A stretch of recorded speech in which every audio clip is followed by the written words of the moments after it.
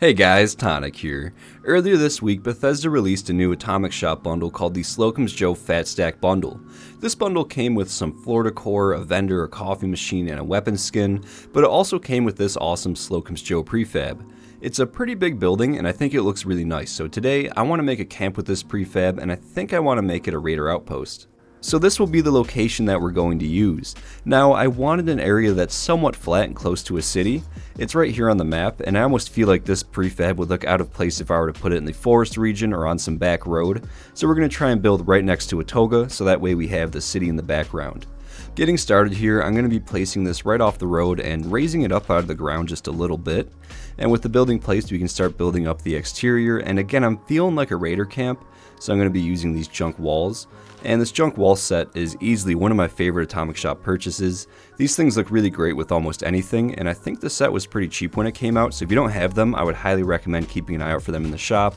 Sometimes you can catch them on sale on the weekly offers page, and again, they go for pretty cheap. I think it's only a few hundred atoms. Also, another cool thing about them is that the guard posts match them perfectly, so you can build some really neat defensive walls that look pretty realistic. But moving on with the exterior wall setup, I wanted to add some depth to them, so I placed some extra fences around it, and it gives it this really cool layered look.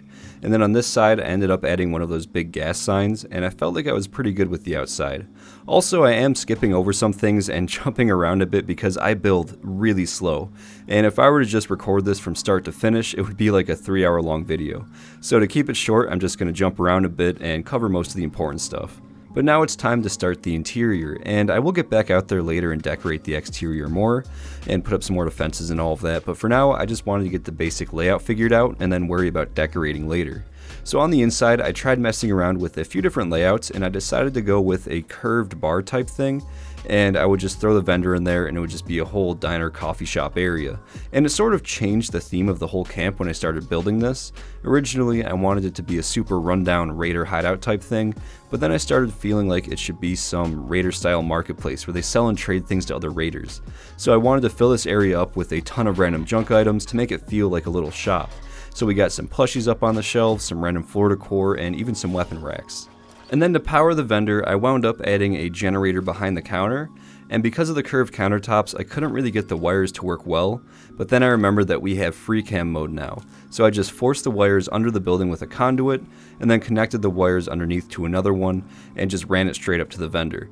Free cam mode can be extremely helpful for doing things like this, and I'm pretty happy with how the power worked out. Now after this, the only real big part left was figuring out the crafting situation.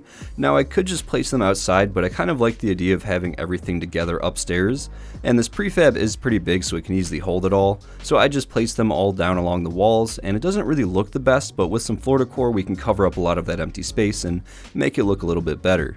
Now usually in my builds, I love to get into merging items, but honestly in this build I didn't really need to merge anything, but I still did want to include some merged items, so I merged this incense burner into this ashtray, so that way it gave it this nice little smoke effect like someone had just put out a cigarette, and I'm actually pretty stoked about that one, even though it's pretty pointless and most people won't even notice it. I think it does look really cool. Then I just did a few other merges with items on shelves and placed them around the walls. Then I went back outside and finished up by adding another guard post and a barricade in the front to make a little entrance and kind of close it up. I felt like it was a bit too open before, but with all of that stuff done, all that was really left to do was to decorate. So after decorating a bit, the build was finally done. Let's do a quick tour. Starting at the entrance, we have a guard post on the left, and on the right after entering the outpost we have the entrance to my shelter. Over on the other side there's a water collector and another guard post to keep an eye on the road, and then we have the main entrance. And I really like the glass door that came with this prefab. I can definitely see myself using it in a ton of other builds. But heading inside here we have the market, and I'm actually really happy with how this turned out. I love the curved counter, and I tried to fill the area up with a ton of random items to really make it look like a shop.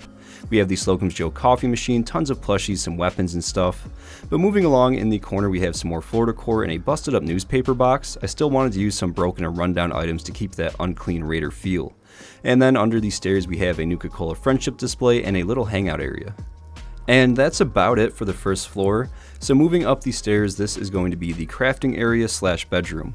And I have all the workbenches I need up here, and I also do have some weapon displays up on the walls. And the walls are a bit bare up here, but they are a really weird size where most of the posters and paintings are too big to fit nicely on them.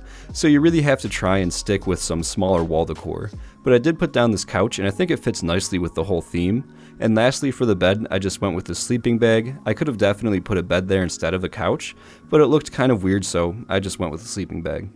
Overall, I'm pretty happy with how this build turned out. I really like the new prefab, and I love how you can use free cam mode to connect wires underneath the floor. I think that's super neat, and it also does have that one power connector outside that powers all of the lights, so it's nice to not have any visible wires hanging around the build.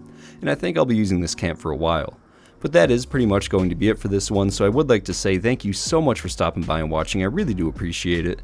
And as always, I'd like to give a massive thank you to all of the channel members: Loopy, Joe Pervincente, Adam Steinson, Terry Lockridge, Zapper, Robert Kennard, CRM114, Theodore, Slappy Sauce, Esdeath93, King Kittens, Omniprotus, Victrix, Argenteer, Shaky Hands Workshop, Axel, Kevin W, Anna S, Fallout McFly, Networkgate, Golty, Lanthar, Captain Awesome, Citizen Girl, Heather Henderson, Patrick Ruda, 23 Ice Fire, Jay Smith, Bowser Double Frang, Christy Mellon Schwitz. Thank you guys so much. I love you guys, and have a great day.